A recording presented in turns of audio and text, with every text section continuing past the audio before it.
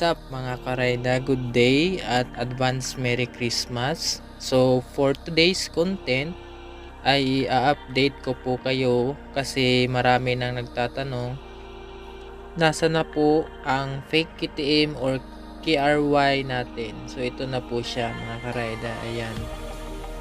Pinalitan po namin siya ng oversized na gulong. Ayan. So naka 110 by 100 na po siya mga karayda. Yan. At yung hose po ng brake master. Yan. So far yan pa lang ang nabago namin kasi di na gaano nagagamit kasi sobrang busy na mga karayda. Ay meron pa pala mga karayda. So pinalitan na po namin siya ng stock carb ng TMX 155. Yan. Ayan. Siya.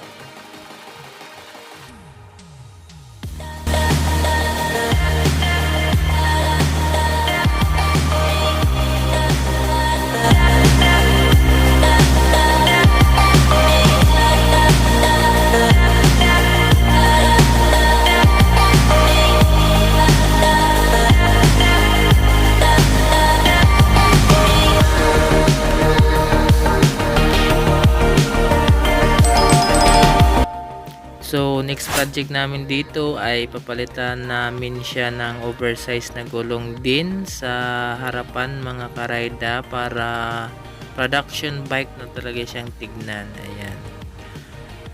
Kasi medyo kulang sa laki ang sa front tire natin mga karayda. So plano namin palit dito is oversized din.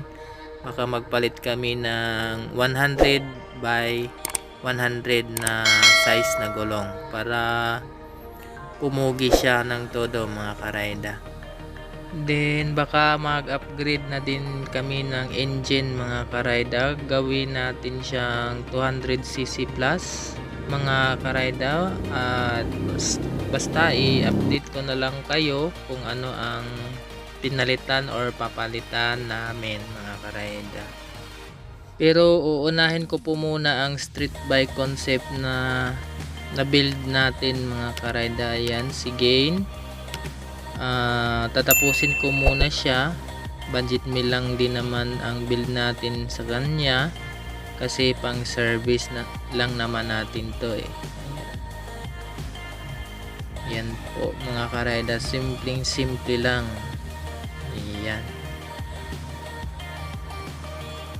So hanggang dito na lang mga karayda. Ayan, bye bye.